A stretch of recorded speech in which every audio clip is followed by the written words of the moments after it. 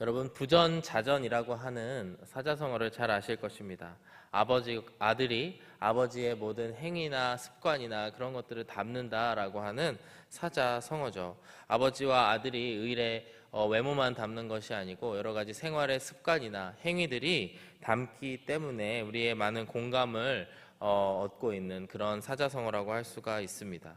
그런데 오늘 본문의 말씀을 함께 읽으셨는데요. 히스기야의 아들 이제 므낫세가 왕이 된 그런 이야기가 시작되게 됩니다. 그런데 이 본문의 말씀을 읽어보면요, 히스기야와 므낫세가 전혀 닮지 않은 그런 부자 간의 관계라고 하는 것을 우리가 볼 수가 있습니다. 므낫세는 아버지 히스기야가 걸어왔던 그 길을 버리고 정반대의 길을 걸어가는 모습을 볼 수가 있는 것이죠. 부전자전과는 완전히 상반된 그런 모습을 보여주는 부자 관계라고 할 수가 있습니다.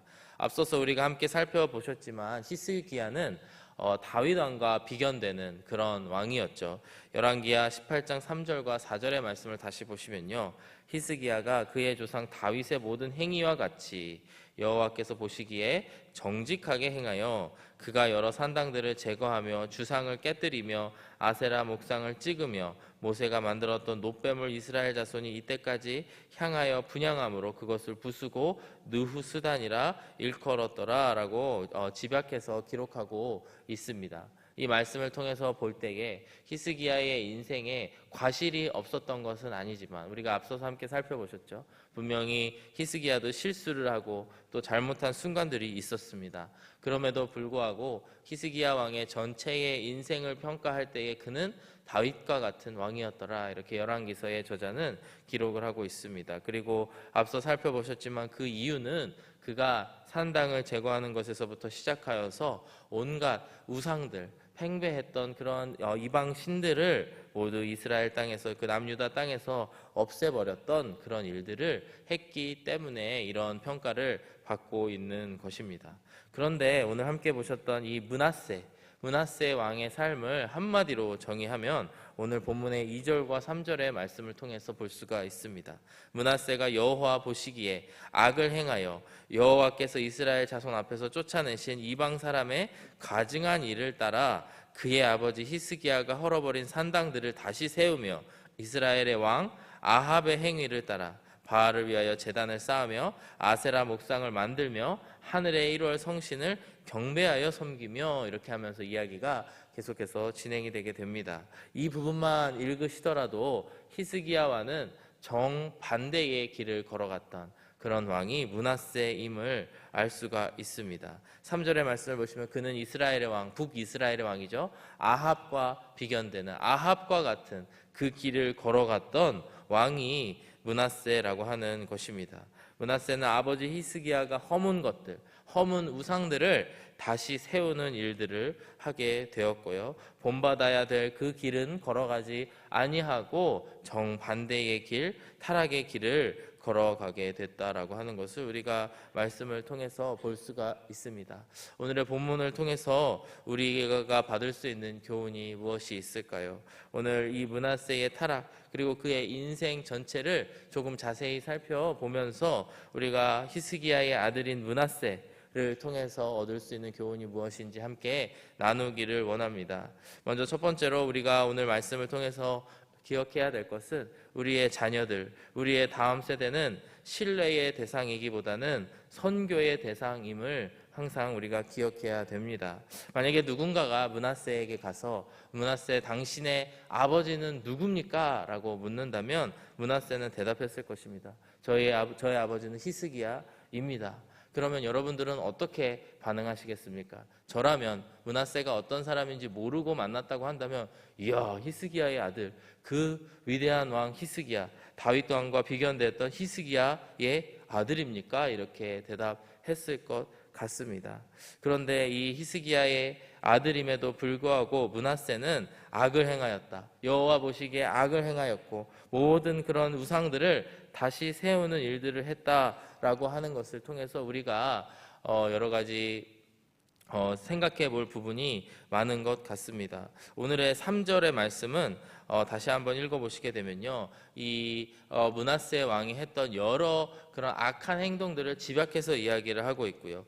이어지는 4절 이하의 말씀을 보시게 되면은 그 일들을 조금 더 자세하게 풀어놓는 것을 볼 수가 있습니다. 4절을 보시면요, 그가 이제 죄송합니다. 3절을 보시면요, 그가 산당을 다시 세웠다 그러죠. 이 산당은 이제 지방에서 사람들이 예배를 드렸던 그런 초소인데, 함께 이스라엘 예루살렘에 모여서 예배를 드리지 않는 모습, 그리고 그 곳곳에서 우상 숭배가 벌어졌던 장소입니다. 그것을 다시 세우게 되고요. 두 번째로 보시면은 바알을 위하여 제단을 쌓았다고 말씀하십니다. 4절의 말씀을 보시면 조금 자세하게 이야기가 나오는데, 이 열왕기서의 저자는 강조해서 이야기합니다.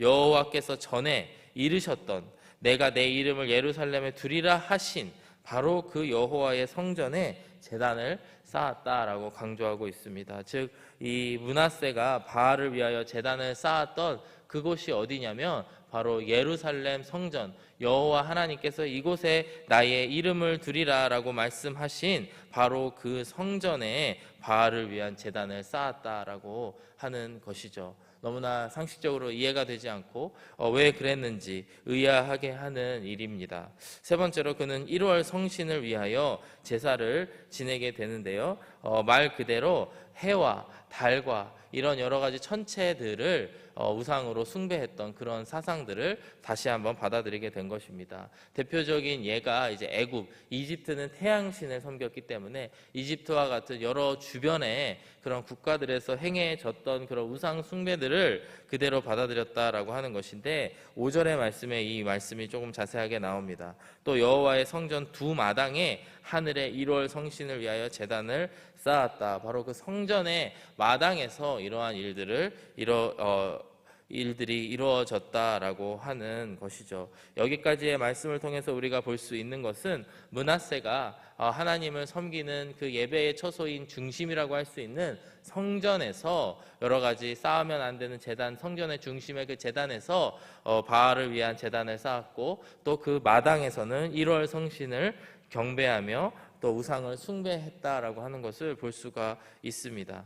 마지막 네 번째로 6절의 말씀을 보시면요, 하나님께서 절대로 금하신 인신 공양을 하는 것을 볼 수가 있는데요, 또 자기의 아들을 불 가운데로 지나게 하며 점치며 사수를 행하며 신접한 자와 박수를 신임하여 여호와께서 보시기에 악을 많이 행하여 그 진노를 일으켰다라고 이야기를 합니다. 하나님께서는 절대로 사람을 제물로 바치지 않게끔, 왜냐하면 그런 일들이 이제 이스라엘 백성들이 애굽을 떠나 가나안 땅에 들어왔을 때 가나안 족속들이 행했던 아주 악한 행동이라고 성경은 기록을 하고 있습니다. 그런데 이러한 일들까지 하면서 특히 자신의 아들까지 하나님께 바치는 일을 하면서까지 하나님께서 하지 말라고 하신 그러한 일들을 행하였다라고 하는 것입니다. 그래서 6절 후반부의 말씀을 보시면요, 그에 대한 평가가 므낫세가 악을 많이 행하였다라고 기록을 하고 있습니다. 앞서서 살펴보셨다시피 이 모든 행적들이 히스기야의 아들에게서 일어난 일인 것이 우리로 하여금 오늘 다시 한번 긴장하게 만드는 말씀이라고 할 수 있습니다. 히스기야는 위대한 왕이었고 그가 하나님 앞에 정직하게 행한 왕이었지만 그의 아들이 얼마든지 타락할 수 있다라고 하는 것을 우리들에게 시사를 하고 있는 것입니다. 므낫세가와 히스기야의 그런 부자 관계가 어떤 관계였는지 성경은 정확하게 기록하지도 않고 우리가 잘 알지는 못하지만, 항상 우리의 다음 세대가 신뢰하고 믿고 하는 것보다는 항상 우리가 그들에게 말씀을 전하고 또 훈련하고 선교를 해야 되는 그런 대상임을 기억해야 된다라고 하는 것입니다. 여러분, 요한복음 1장 12절과 13절의 말씀을 잘 아시겠지만 이 말씀은 이렇게 이야기합니다. 영접하는 자, 곧 그 이름을 믿는 자에게는 하나님의 자녀가 되는 권세를 주셨으니, 즉 영접하는 자만이 하나님의 자녀가 된다라고 하는 것이죠. 하나님과 개인 간의 개인적인 관계를 이야기하고 있습니다. 13절은 이를 이렇게 또 보충해서 설명을 합니다. 이는 혈통으로나 육정으로나 사람의 뜻으로 나지 아니하고 오직 하나님께로부터 난 자들이니라. 즉 하나님의 자녀라고 하는 것은 개인이 하나님과의 관계를 통하여서 하나님의 자녀가 될 수 있다는 것이죠. 그가 어떠한 혈통이든지 어떠한 육정으로든지 어떤 사람의 뜻으로든지 나지 아니한다라고 말씀을 이야기를 하고 있습니다. 어제도 김호재 목사님께서 말씀해 주셨지만 예수 영접 모임이 그래서 우리에게 굉장히 중요한 모임이라고 저도 믿습니다. 왜냐하면 그 자리가 아버지에게 손이 이끌려서 왔을 수도 있고요, 어머니에게 손이 이끌려서 왔을 수도 있고요, 친구에게 손이 이끌려서 왔을 수도 있겠지만 그 자리가 어떠한 혈통이나 육정이나 사람의 뜻을 제해버리고 하나님과의 개인적인 만남을 가질 수 있는 자리이기 때문입니다. 나의 자녀의 여러 가지 행위, 겉모습만 보고 저 자녀가 신앙이 좋을 거야 라고 생각하고 덮어둔다고 한다면 우리는 늘 불안할 것입니다. 그러나 그 한 자녀 한 자녀들이 또 신앙의 자녀들도 이야기하고 있는데 그 자녀들이 하나님과의 그런 개인적인 친밀한 관계를 가짐으로써 주님 앞에 영접함으로 나아가는 것이 너무나 귀하다라고 하는 것을 오늘 이 시간 기억하기를 원합니다. 우리가 섬기는 한우리교회는 침례교회입니다. 침례교회가 여타 장로교회나 감리교회와 있어서 그들을 거북하게 만드는 이유 중에 하나가 우리는 유아 세례를 인정하지 않는 전통 때문입니다. 그것이 단순한 전통 때문에 그것을 유지하는 것이 아니고요, 우리 침례교는 말씀을 사랑하는 자들, 그래서 성경의 사람들이라고 하는 별명을 가진 만큼 성경 어디에도 아이들에게 침례를 베푸는 혹은 세례를 베푸는 일들에 대해서 기록하지 않고 있다는 것이죠. 침례는 누구에게 베풀었습니까? 하나님 앞에 나와 하나님을 믿겠다고 이야기한 신자들에게 베풀었다라고 하는 그 말씀을 의지하기 때문에 우리가 유아들에게 세례를 베풀지 않습니다. 유아 세례라고 하는 것 자체가 이제 중세 시대 그리고 기독교 역사 가운데에서 어린 아이들이 일찍 죽는 것에 대해서, 그래서 그들이 구원을 못 받았으면 어떡할까 하는 사람들의 불안감에서 시작된 것이기도 하고요, 중세 시대에 와서는 이제 인구 조사를 하는 한 방법이었던 그런 전통임을 우리는 알고 있습니다. 그런데 단순히 유아 세례를 거부하는 것뿐만 아니고 그 이면을 보게 되면요, 얼마나 우리 침례교 교리가 한 개인이 예수님을 만나 믿고 영접하여서 하나님의 자녀가 되는 것을 중요시 여기는가를 우리가 알 수 있는 부분인 것입니다.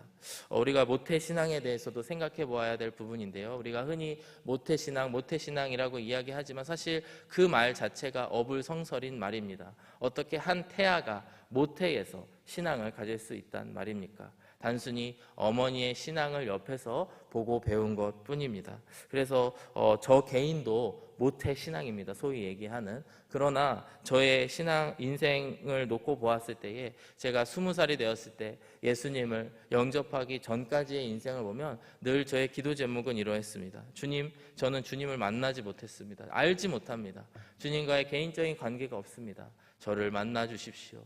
물론 어머니 뱃속에서부터 교회를 다닌 것이 저로 하여금 더 하나님께 가까이 갈 수 있는 환경을 만들어 준 것은 사실이겠지만 그거와 정반대로 제가 개인적으로 하나님과의 관계를 갖지 못한다면 영영 하나님을 떠나버릴 수 있다라고 하는 것을 오늘 우리가 기억해야 됩니다. 그리고 여러분들도 신앙생활 하시면서 많이 보셨겠지만 어떤 목사님의 자녀, 어떤 장로님의 자녀, 또 어떤 중직자의 자녀였지만 하나님을 떠나가는 일들을 심심치 않게 볼 수 있는 것이 사실입니다. 오늘 말씀을 통해서 우리가 기억하고 또 각성해야 될 부분은 무엇이냐면 우리의 다음 세대의 자녀들은 신앙에 있어서 신뢰의 대상이 아니요 오히려 선교의 대상임을 기억해야 된다라고 하는 것입니다.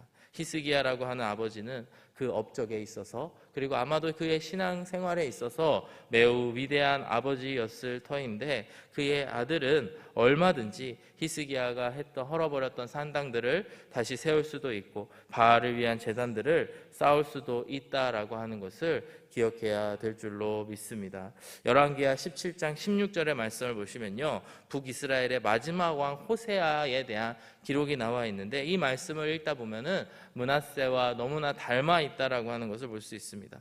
그들의 하나님 여호와의 모든 명령을 버리고 자기들을 위하여 두 송아지 형상을 부어 만들고 또 아세라 목상을 만들고 하늘의 1월 성신을 경배하며 또 바알을 섬겼다. 이게 마지막 왕, 북이스라엘이 멸망할 때의 왕 호세아의 시대에 행해졌던 일들인 것입니다. 사랑하는 여러분, 우리가 오늘도 우리의 다음 세대를 위해서 기도해야 될 것은 그들이 우리의 선교의 대상이기 때문입니다. 그들에게 본이 되시고 생활 가운데에 본이 되시고 우리의 신앙을 잘 전수할 수 있는 저와 여러분들이 되셨으면 좋겠습니다. 그리고 우리의 행위뿐만 아니고 우리가 입술로서 말로서 자녀들을 권면하며 우리의 자녀들이 하나님을 진정으로 섬기는 그런 사람이 되기를 기도하며 오늘도 인내하며 나아가시는 저와 여러분들이 되시기를 주의 이름으로 축복합니다. 오늘의 본문의 말씀을 통해서 우리가 하나를 더 깨달을 수가 있는데요, 우리의 다음 세대는 선교의 대상인데 우리가 그 가운데에 소망을 가질 수 있는 것은 바로 오늘도 오래 참고 기다리시는 하나님이 계시기 때문에 우리의 자녀에게는 소망이 있음을 우리가 기억을 해야 됩니다.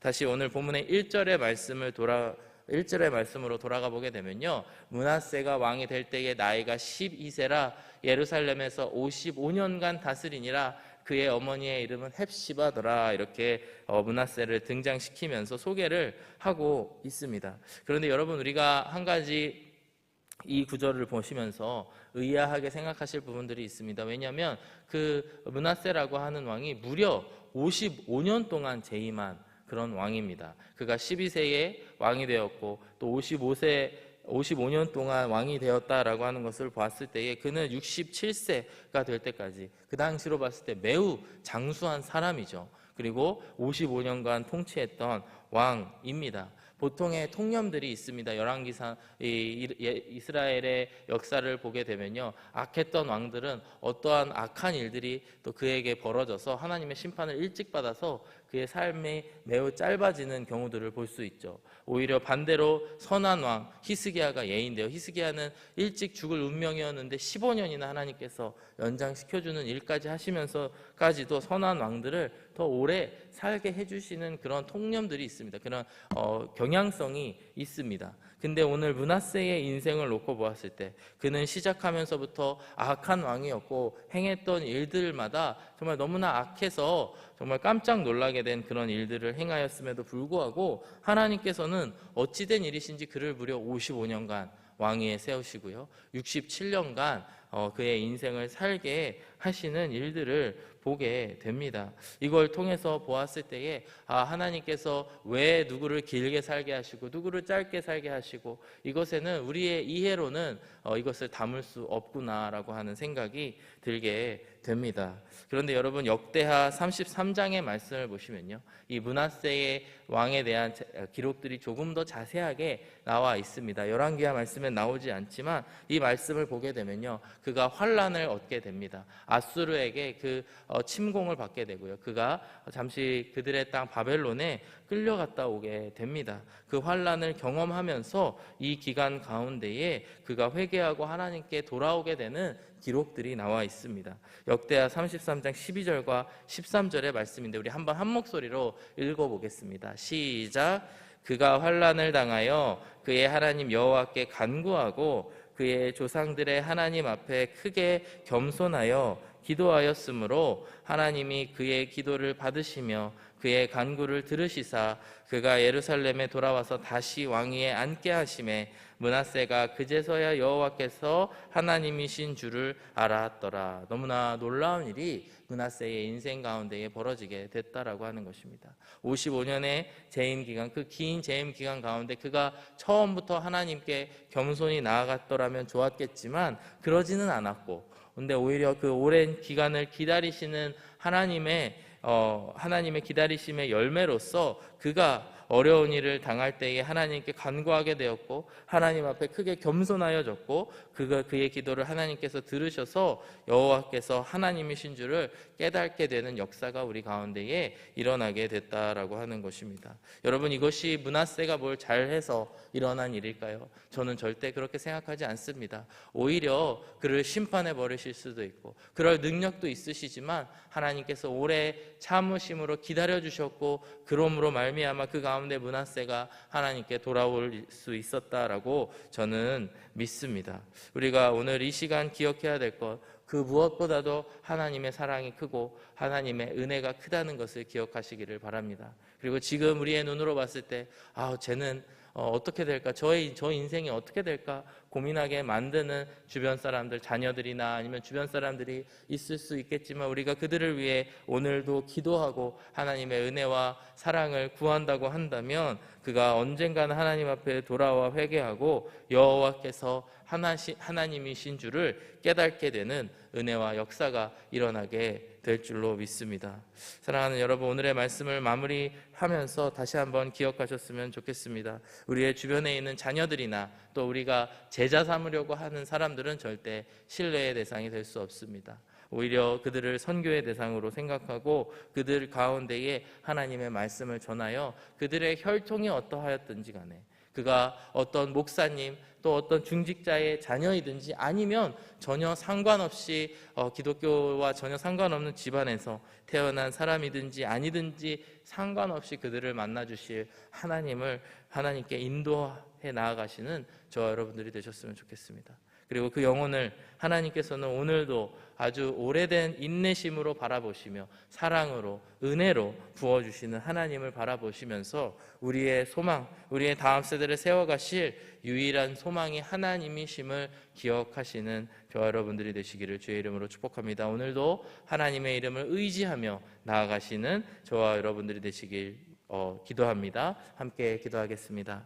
사랑하는 아버지 하나님, 감사합니다. 오늘의 말씀을 통해 우리가 걱정할 것이 아니요 오늘도 하나님께 소망을 두고 나아갈 수 있는 저희들이 되게 하여 주시옵소서. 열왕기 상하를 함께 묵상하며 또 세대가 세대를 꼬리를 물고 또 진행되는 것을 봅니다. 아버지, 우리의 다음 세대도 하나님께서 굳건하게 세워주시고 주님의 은혜와 사랑으로 세워주셔서 우리의 다음 세대 자녀들이 하나님만을 바라보며 그 중심의 신앙을 아버지를 향한 마음을 품을 수 있도록 인도하여 주옵소서. 감사드리며 예수 그리스도의 이름으로 기도드렸습니다. 아멘.